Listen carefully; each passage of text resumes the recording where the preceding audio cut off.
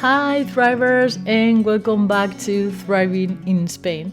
This is Vero, your personal coach, and today's episode is called They Said Yes, but Meant Maybe. So we're gonna be reading between cultures. So picture this. You ask a college you want to grab a coffee sometime, and they smile and say, yes, of course. And you message them later, silence, like death silence. And you think, wow, that was fast. They ghosted me already. Meanwhile, they're thinking, I said yes to be polite. Why is this person still messaging me? Welcome to the intercultural communication, that daily theater where everybody is kind, no one understands each other, and somehow the project gets finished. Today, we're unpacking why people say yes when they mean maybe, and how to hear what's really being said without losing your mind or your empathy. We grow up learning invisible rules: when to speak, how much eye contact is friendly, how loud is too loud. These rules become the subtitle of our language. So when we move abroad, you're not just like learning new words, you're learning new subtitles. That's why conversations feel a little bit off. You understand the sentence, but not the intention. And believe me, this happened to me so many times at the beginning of my stay in the States. And some cultures use words like sharp instruments, so they are precise, direct, quick. And others use them like cushions, soft, full of context, meant to protect feelings, you know. If you grew up with the first kind and land in the second, probably you'll think everyone's avoiding you. If it's the other way around, you'll probably sound like, I don't know, you probably sound too bland. And believe me, when I moved to the States, I sounded like that. I didn't mean to be like that, but it just came out that way. And I guess it's because I was just translating from Spanish too much. And we normally tend to be more direct with our verb tenses and stuff like that. I don't know. The thing is, like, it didn't land pretty well, like the jokes or things that I wanted to share. Sometimes, as I said, it just turned out pretty bland for other people. And probably when you first arrived in Spain, you notice people saying like, sí, no. But half the time, it didn't mean yes, or it didn't mean no. Sometimes it meant I hear you. Sometimes I'll think about it. Sometimes absolutely not. But let's stay friends. At first, I took every yes personally. And then when I moved abroad, and then I learned the deeper rule.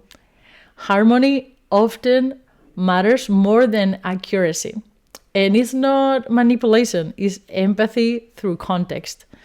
And once you see that, conversations stop being frustrating and start being way more fascinating. Think of communication like Wi-Fi. It only works when you are on the same frequency. In low context cultures like the US or Germany, people expect meaning in the words themselves, you know? In high context cultures like Spain, Japan, or much of Latin America, meaning lives in tone, timing, and shared experience. So yes can mean I agree, I understand, or please stop insisting. But if you listen only to the words, you'll miss the message. If you learn the rhythm, you'll start to feel it. I mean, for my experience in the US, I can say that also meaning lives in tone and timing, but I think it's not so much like in high context cultures, you know? So let's try to learn how to listen between the lines. A few tricks from years of cultural improv. I can say the first one is listen for energy, not grammar. So notice pauses, laughter, hesitation. They tell you more than vocabulary ever will. The second tip for you is ask tiny clarifying questions. So when you say yes, do you mean like yes, yes, or maybe yes? And it sounds silly, but it works. I mean, you can ask it like this, or you can ask it in another way. But just to clarify, like, oh, okay, but you say yes, but like, so are we meeting? Like, are we gonna do this? Is there a time or a day, that you want to meet up or whatever? And then the third one is mirror curiosity instead of judgment. So replace their being fake with what are they protecting? Most people are not hiding truth, they're protecting belonging. And let's talk about the emotional translation. Every culture has its own version of kindness. Yours might sound like honesty, and theirs might sound like silence. Neither is better, but living abroad means learning to translate intentions, not words. When someone says, maybe another day, hear the kindness beneath it, not the rejection. And when you need to be clear, speak slowly, gently, with presence, not apology. Because confidence abroad isn't about dominating a conversation. It's about creating safety in it. If today's episode made you laugh or feel something, I don't know, or remember one of those confusing dinners abroad, you can go deeper with me in my recorded session, Layers of Meaning and Cultural Dimensions. It's a practical and emotional guide to decoding communication styles across cultures. You can watch it for free. You're going to have all the information here in the podcast description.